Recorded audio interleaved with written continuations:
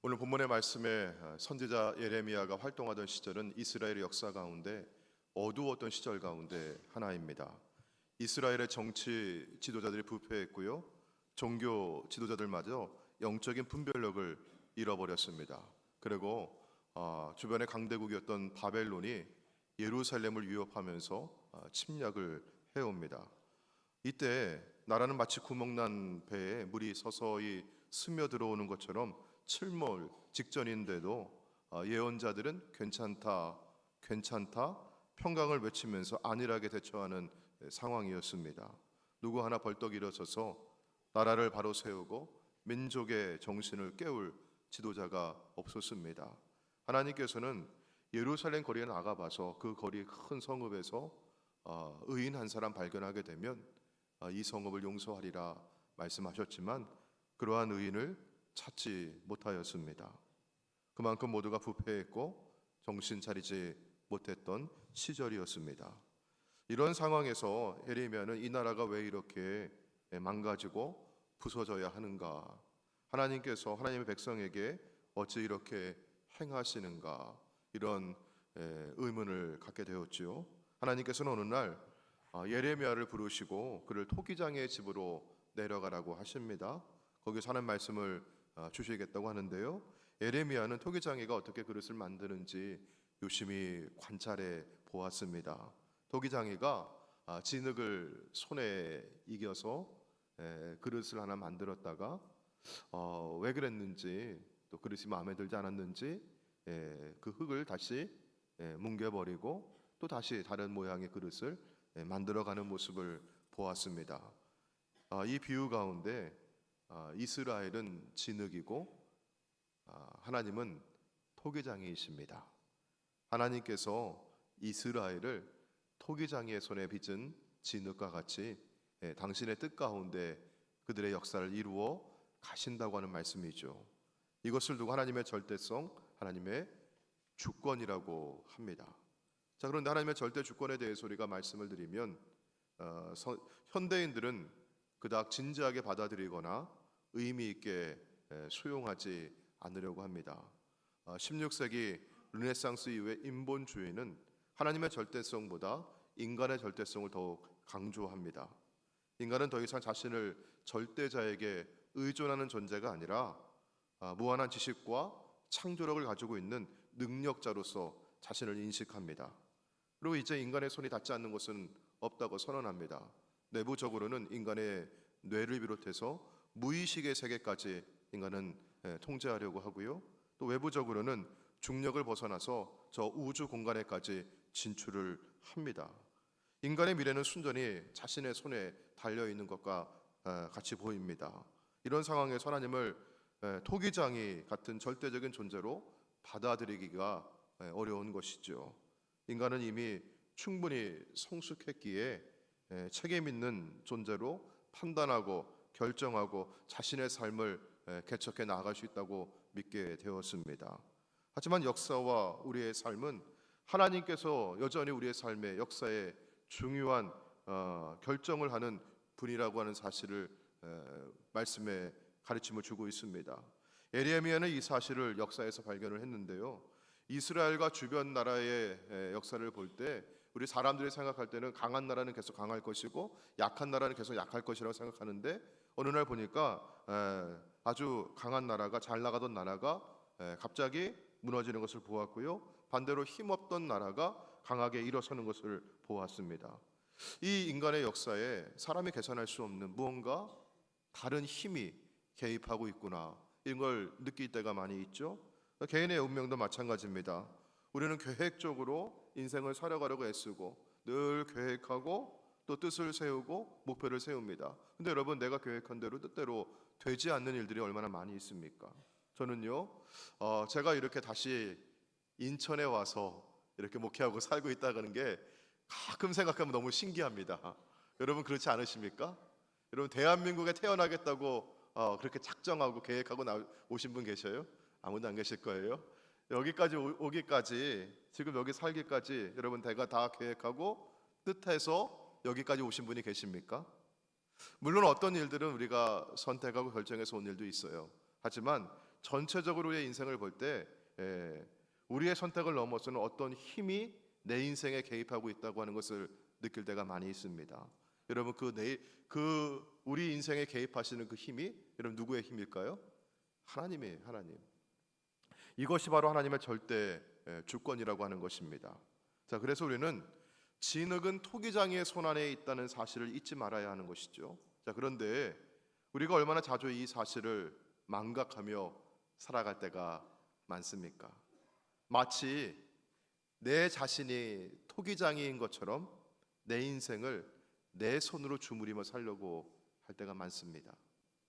오스왈드 샌더스는 모든 인생은 하나님의 계획이라고 하는 책에서 흥미로운 한 가지 비유를 통해 이야기를 전하고 있습니다.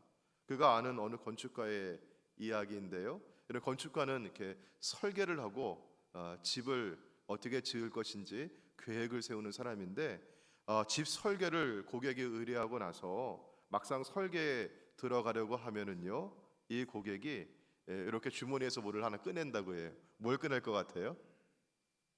자기가 서툴게 그린 도안을 하나 꺼내놓고 이렇게 하면 어떻겠습니까? 하고 내민다고 하는 것이죠. 이런 고객이 정말 원하는 것은 전문가의 설계도가 아니라 자신의 설계도를 전문가가 인정해 주기를 바라는 것입니다. 마찬가지로 많은 그리스도인들도 인생의 위대한 건축가이신 하나님 앞에 찾아가지만 그분의 계획을 발견하고 받아들이는 대신에 자기가 세운 계획을 하나님 앞에 내밀면서 하나님 멋지죠? 이거 인정해 주세요라고 요구할 때가 많다는 것이죠. 사랑하는 성도 여러분, 우리 인생에는 결코 우연이 없음을 믿으시길 바랍니다. 왜냐하면 우리는 하나님의 주권과 섭리, 그분의 사랑 안에서 날마다 살아가고 있기 때문입니다. 우리는 토기장이이신 하나님의 손에 들려져 있는 진흙입니다. 그분이 우리를 빚어 가십니다. 내 안목과 계획을 가지고 그분을 설득하고 그분의 동의를 구하려고 하지 마시고요, 그분께 나를 온전히 맡기시기를 축원합니다. 그분이 우리를 최고의 걸작품으로 빚어 가실 줄로 믿습니다. 여러분, 내가 생각하는 삶이 최고가 아닙니다. 토기장의 의견이 최선임을 믿으시길 바랍니다. 오늘 말씀 가운데 있어요. 자, 우리 4절 말씀을 같이 보도록 할까요? 4절 말씀 우리 같이 한번 읽습니다. 시작. 진흙으로 만든 그릇이 토기장의 손에서 터지매 그가 그것으로 자기 의견에 좋은 대로 다른 그릇을 만들더라. 아멘. 그가 그것으로 뭉개지고 터진 그 진흙을 가지고 다시 그릇을 만드는데, 여러분 누구의 의견에 좋은 대로 만들다고 했어요? 토기장의 의견에 좋은 대로 하는 것입니다. 영어 성경에 보게 되면 NIV 성경은 토기장이가 자기 보기에 베스트로 만든다고 했어요. 최선으로 만든다고 했어요. 여러분, 우리 인생의 베스트는 내가 보는 것이 아닙니다. 나를 이 땅에 내어주시고 지어주신 나의 하나님께서 내 인생에 대한 최고의 계획을 갖고 계신 줄로 믿으시길 바랍니다. 우리는 기대했던 대로 인생이 잘 풀리지 않을 때가 있어요. 그러면 내 인생은 망가졌다, 나는 실패했다 여길 때가 있습니다. 그러나 우리를 향한 하나님의 계획은 아직 끝나지 않았음을 여러분 기억하시길 바랍니다. 여러분, 누구의 손에 진흙은 여전히 있습니까? 토기장의 손에 여전히 진흙은 있습니다. 한번 뭉개고 부수고 한번 다시 짓이겼지만 다시 토기장에는 그릇을 만들어 갑니다. 여전히 진행 중에 있음을 믿으시길 바랍니다. 내 인생을 향한 최고의 계획을 하나님께서 갖고 계시고 지금도 나를 그렇게 만들어가고 계심을 믿으시길 바랍니다. 그래서 이사야는요, 이사야 55장 8절과 9절 말씀 가운데 하나님의 길은, 하나님의 생각은 늘 우리의 생각보다 높다라고 말씀하고 있습니다. 하나님의 높고 선하신 뜻이, 그 계획이 오늘도 우리의 삶을 인도하고 계심을 믿습니다.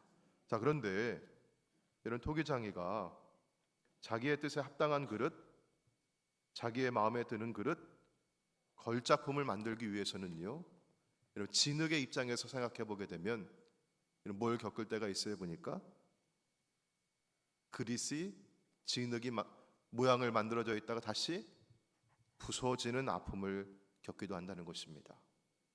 때로는 꾹꾹 누르고 밟는 고통을 다시 겪기도 하고요. 용광로 같은 뜨거운 불에 넣어지기도 합니다. 여러분, 이 시간을 견뎌야 함을 기억하시길 바랍니다. 제가 한 가지 예화를 말씀드릴 텐데요. 저 동남아시아 태국은 불교 국가예요. 기독교 인구가 많지 않습니다. 근데 저 시골에 두왕짠이라고 하는 전사님이 한 분 계셔요. 근데 이분이 어느 해에 송구 영신 예배를 준비하면서 교회에 있는데 저녁에 한 낯선 청년이 찾아왔습니다. 큰 가방을 메고 왔는데 좀 난처한 얼굴 표정이에요. 저 이웃 마을까지 가야 하는데 좀 오토바이를 좀 태워줄 수 있겠느냐고 간곡히 부탁을 합니다. 그래서 송구 영신 예배까지는 시간도 좀 남아 있고 하니까 그리 먼 거리가 아니니 정말 선의의 마음 가지고 도와주려고 하는 마음 가지고 그 청년을 뒤에 오토바이에 태우고 길을 나섰습니다. 자, 그런데 여러분, 가다가 검문소를 만났어요. 검문소에서 군인들이 이 가방을 하나씩 다 열어보면 수색을 합니다. 근데 그 가방 안에서요, 아주 다량의 마약이 발견된 거예요. 근데 이 부탁했던 이 청년 진범은 도망을 가버리고, 이 두왕짠 전사님은 뭐 자기 영문도 모르니까 거기 그냥 그대로 오토바이에 앉아 있었던 거예요. 뭐로 몰렸어요? 마약범으로 몰려가지고 마약 사범으로 몰려서 경찰에 끌려가고, 아무리 나는 이 가방과 관련이 없다고 얘기해도 아무도 믿어주질 않는 겁니다. 현장범으로 붙잡혀서 재판을 받고 35년 형을 선고받았습니다. 그렇게 억울하게 누명을 쓴 채 교도소에서 수감 생활을 하고 있어요. 이때 태국에서 사역하는 우리 감리교 선교사님, 이송우 선교사님이라고, 이분이 두왕짱 전사님을 찾아갔습니다. 면회를 했어요. 처음 만나는 그 장면을 이렇게 회고하면서 적어 놓았는데요. 제가 한번 읽어드리겠습니다. 필요한 것이 없느냐는 질문에 그는 극구 사양한다. 그리고 잠시 후 울음을 터뜨린다.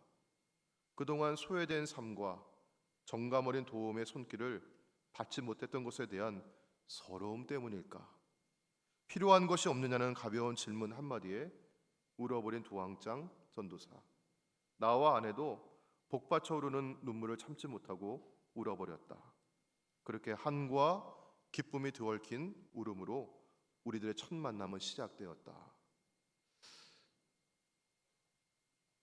졸지에 마약 사범이 되어 억울한 누명을 쓴 채 교도소에서 수감 생활을 하면서 그 사이에 아내를 잃고요, 가정이 파괴되는 엄청난 고통과 수모를 겪습니다.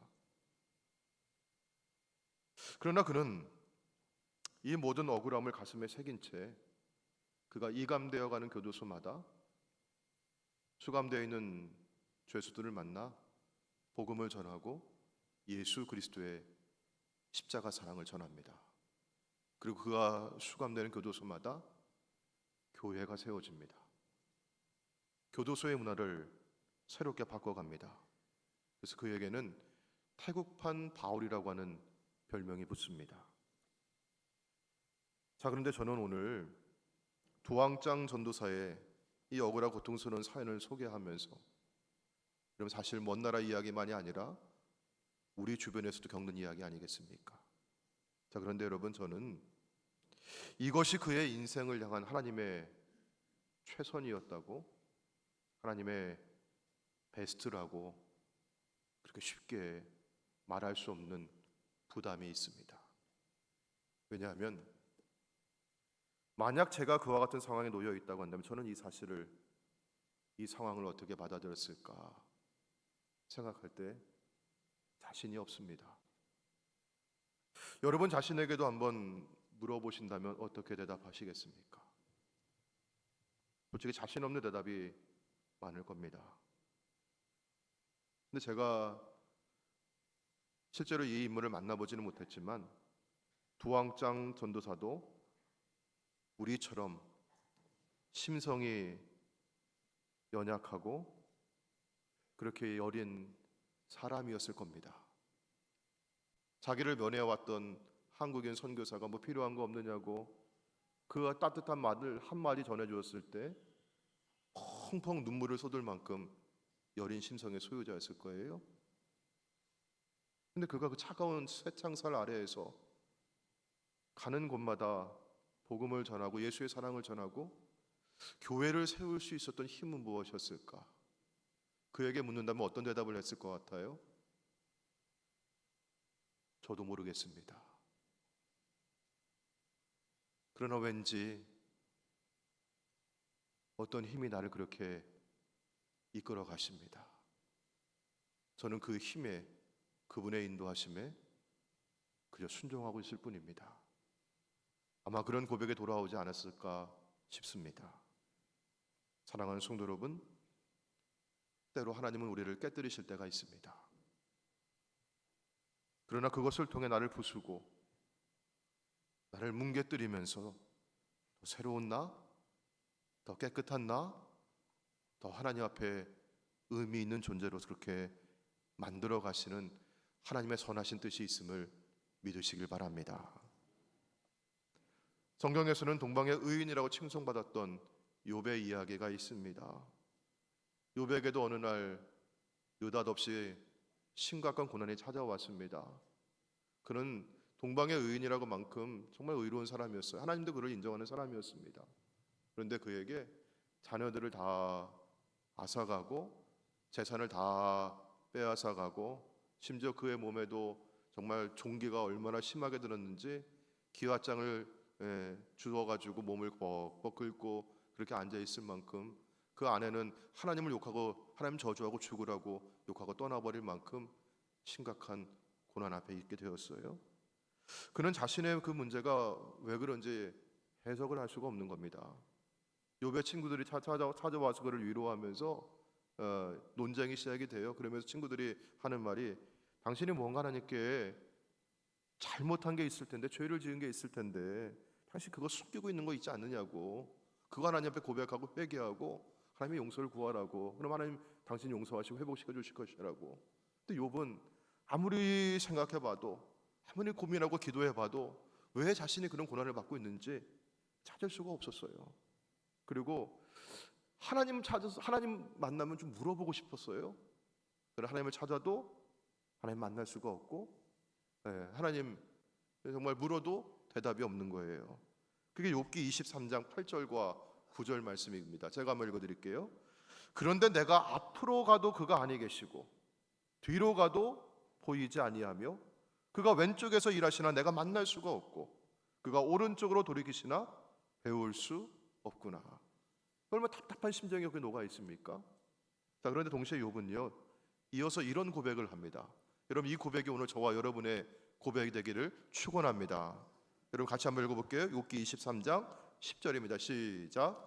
그러나 내가 가는 길을 그가 아시나니 그가 나를 단련하신 후에는 내가 순금같이 되어 나오리라. 아멘.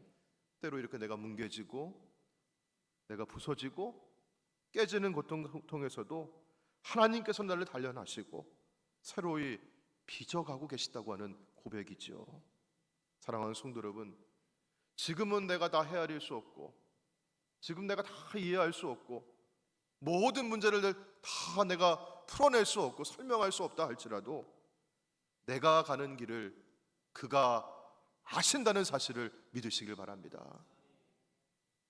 여러분, 내가 다 한다고 내 인생의 문제는 내가 이미 충분히 생각해 보았고 내가 고민하고 판단하고 이미 결정했노라고 단언하지 마시길 바랍니다.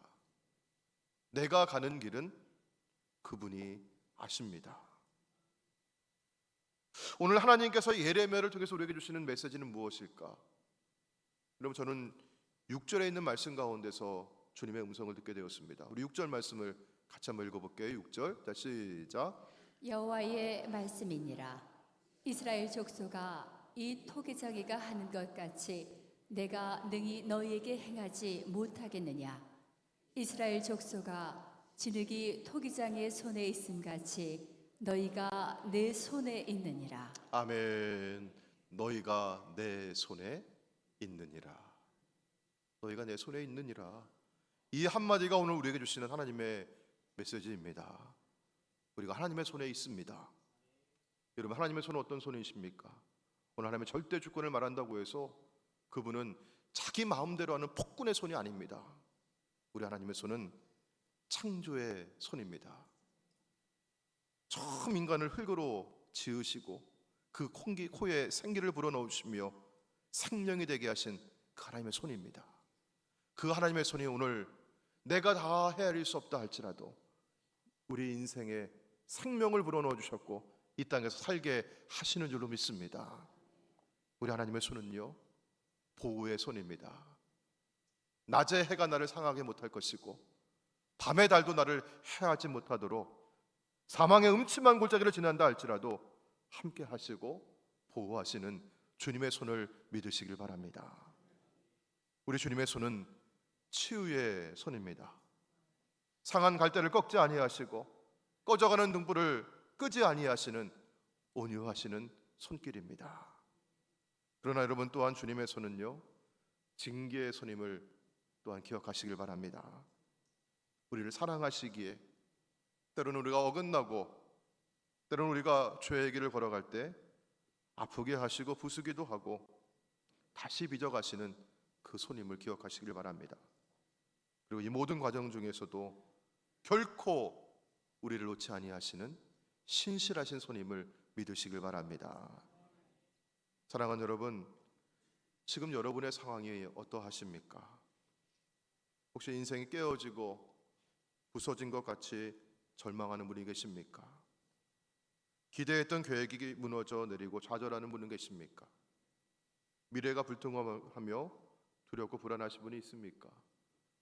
자녀들의 앞길을 생각할 때면 왠지 좀 불안한 분이 계십니까? 기업을 위해서 요즘 경제가 많이 어렵다고 하시는데 기업을 위해서 이렇게 기도하다 보면은 왠지 이렇게 먹구름이 밀려오는 분들 계십니까? 그럴 때일수록 오늘 말씀을 기억하시길 바랍니다. 너희가 내 손에 있느니라. 우리가 하나님의 손 안에 있음을 믿습니다. 우리의 자녀들이 하나님의 손 안에 있음을 믿으시길 바랍니다. 우리의 기업이 하나님의 손 안에 있음을 믿으시길 바랍니다. 우리 교회가 하나님의 손 안에 있음을 믿으시길 바랍니다. 이 나라가 하나님의 손 안에 있음을 믿으시길 바랍니다. 우리의 가정이, 여러분 우리의 심령이 하나님의 손 안에 있음을 믿으시길 바랍니다. 그리고 이 손에서 우리를 빼어낼 자가 이 세상에 아무도 그 무엇도 없음을 믿으시길 바랍니다.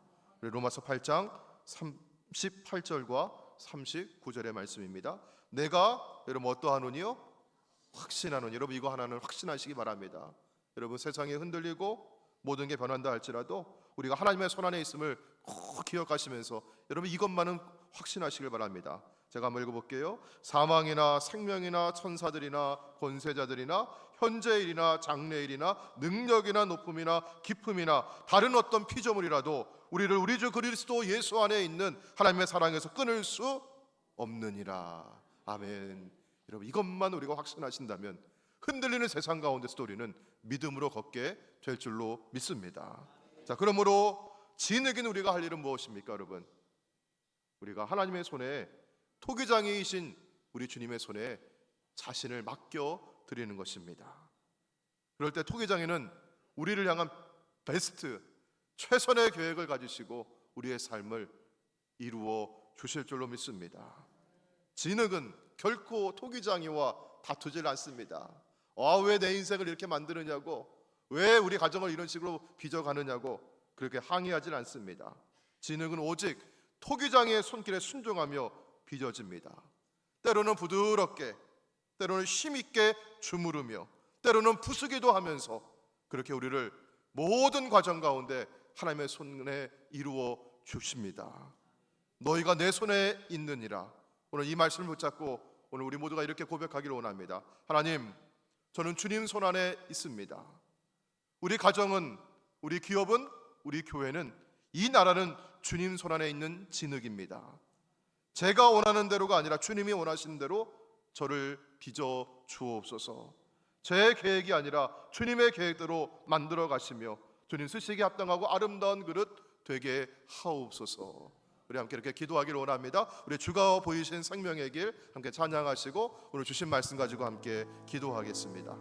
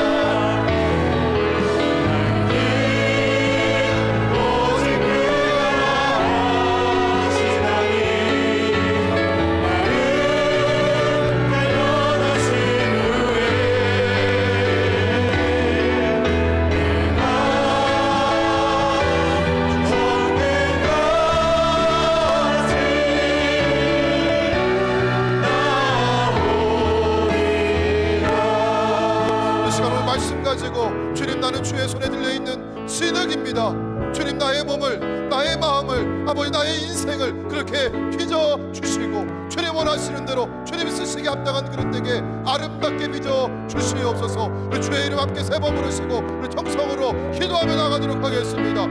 주여, 주여, 주여. 아버지 하나님 감사합니다. 오늘 아버지 주의 손에 들려주시고 아버지 하나님 주의 손에 주의 계획대로 주님의 원하시는 대로